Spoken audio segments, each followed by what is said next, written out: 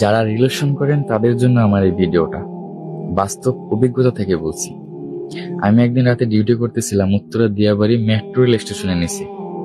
হঠাৎ করে আমার ডিউটি অফিসারের ফোন আসলো। কোনো একটা ছেলে বাসার ভিতরে ঢুকে দরজা বন্ধ করে রাখছে, দরজা খুলতেছে না। আমরা অতি দ্রুত সেখানে চলে গেলাম। যাই দেখি দরজার সামনে একটা মেয়ে আর মহিলা দাঁড়ানো। আমরা যাওয়ার পরই বলতেছে যে স্যার এই রুমের ভিতরে ঢুকছে, দরজা খুলতেছে না, আমরা অনেক ডাকাডাকি করছি। তো আমরা দরজা ধাক্কা দিছি, দেখি লোহার গেট ভিতর থেকে দেওয়া। পরে স্যার জিজ্ঞেস করলো, রুমের ভিতরে যে ছেলেটা আছে আপনার কি হয়? মহিলা উত্তরে বলল, আমার মেয়ে জামাই, এই হইলে আমার মেয়ে। মেয়ের সাথে একটু রাগারাগি হয়েছে, সে ভিতরে ঢুকে দরজা বন্ধ করে রাখছে। 2 ঘন্টা হয়ে গেছে, দরজা খুলতেছে না। তো পরে স্যারে বললো, 2 ঘন্টা হয়ে গেছে আর আপনারা এখন জানাইছেন, আগে জানান নাই কেন? অন্য কোনো দরজা আছে কিনা? পরে বললো, হ্যাঁ ওই সাইডে আরেকটা দরজা আছে। আমি ওই দরজাটায় যে একটা ধাক্কা দিলাম।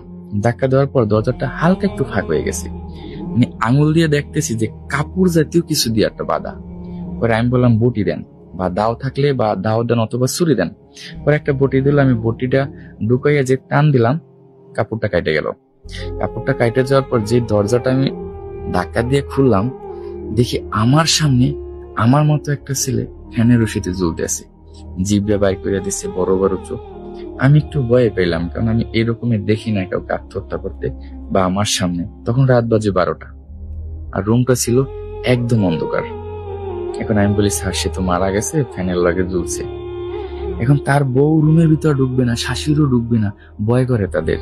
কিছুক্ষণ আগে যে ছেলেটা জীবিত ছিল, যে ছেলেটার সাথে তর্ক করছে, যে তার স্বামী, সে রুমে ঢুকবে না, ভয় করে। সে একটু কান্নাও করে না। আর সবচেয়ে মানে অবাক করার বিষয় হলো, ওই ছেলেটা পুরো মাটিতে দাঁড়ানো, মানে ফ্লোরের উপরে দাঁড়ানো। এখন বলবেন না স্যার, ফ্লোরে যখন দাঁড়ানো তাহলে সে মারা গেল কিভাবে? ও টুলের উপর থেকে ফ্লোরে লাফ দিছে। লাফ দেওয়ার পর ফ্লোরে দাঁড়াইয়েই গেছে, কিন্তু রগের টান খাইছে, গেডিতে হয় গেডি ভেঙে গেছে বা রক ছিঁড়ে গেছে। তারপর একটা মানুষ আত্মহত্যা করলে যেতটুকু সময় লাগে তার বেশি সময় লাগছে ওর প্রাণ যাইতে। ওর এই রক ছিঁড়ে গেছে, গেডি গুড়ি ভেঙে ধীরে ধীরে ওর শ্বাস বন্ধ হয়েছে। ও ওই মাটিতে পাঁচড়াইছে, তারা কিন্তু শব্দ টের পাইছে। ও লাফ দেওয়ার শব্দ তারা শুনতে পাইছে। ও যে পা যে ফ্লোরে মানে পাঁচড়াইছে, জাম তো এত সহজে যায় না। ওই যে ফ্লোরের সাথে ও যেন এত লাগতে লাগতে করছে, এগুলো তারা টের পাইছে, কিন্তু তারা দরজা খুলে নাই। আমরা বললাম, আপনারা তো অবশ্যই টের পাইছেন, ও এখানে মারা যেতে ওর অনেক সময় লাগবে। এই যে 2 ঘন্টা বলতেছে না, কমসে কম 1 ঘন্টা সময় লাগছে মারা যেতে। কেন? তো মাটিতে দাঁড়ানো, আর রক ছিঁড়ে দিয়েছে অথবা গাড় ভেঙে গেছে, তাইও মারা গেছে। তারা বলে, আসলে আমরা এগুলা শুনতে পাই নাই, যখন দরজা খুলতেছিল না তখন আমরা আব্বুকে ডাকতে গেছিলাম দোকানে, তাই আমরা শুনতে পাই নাই। যাই হোক, তারা কেউ লাশ ধরবে না। এখন আমরা পুলিশ মানুষ, আমাদের তো ধরতে হবে বাধ্যগত হয়ে। আমরা সে লাশ নামাইলাম, সেটা ফরেন্সিক রিপোর্টের জন্য নিয়ে আসলাম কোথায়? মর্গে, ঢাকা মেডিকেলের। এখন আমি এই ভিডিওটা যেটার জন্য করতেছি, তারা জিজ্ঞেস করলাম, আপনার শ্বশুর বাড়ি কোথায়? বলে রংপুর। আমি আপনার স্বামীর নাম বললো। শ্বশুরের নাম জানি না, শাশুড়ির নাম জানি না, রংপুর কোথায় বাসা জানি না, শ্বশুর শাশুড়ির নাম্বার জানি না। কখনো কথা বলছেন? না, কখনো কথা বলি নাই। বিয়ের বয়স 1 বছর, তারা রিলেশন করে বিয়ে করছে। অথচ এই 1 বছরের ভিতরে শ্বশুর শাশুড়ির সাথে কথা বলে নাই, তার ঠিকানা কই সেটাও জানে না। ছেলের বাসা রংপুর, এতটুকুই জানে। তা আমরা ওই রাতে আর খবর দিতে পারিনি। পরবর্তীতে খবর দেওয়া হয়েছে, লাশ পাঠানো হয়েছে। রিলেশন করে বিয়ে করে 1 বছরের মাথায় ছেলে ফাঁসি দিয়ে ঝুলছে। একটা ছেলে সহজে মরে না।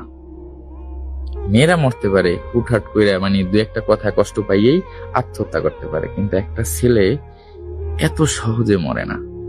কতটা যন্ত্রণা পেয়েও মারা গেছে। তাই যারা রিলেশন করেন, বুঝে শুনে রিলেশন করেন। 2-1 দিনের কিন্তু জীবন সঙ্গী না, মৃত্যুর আগ পর্যন্ত জীবন সঙ্গী।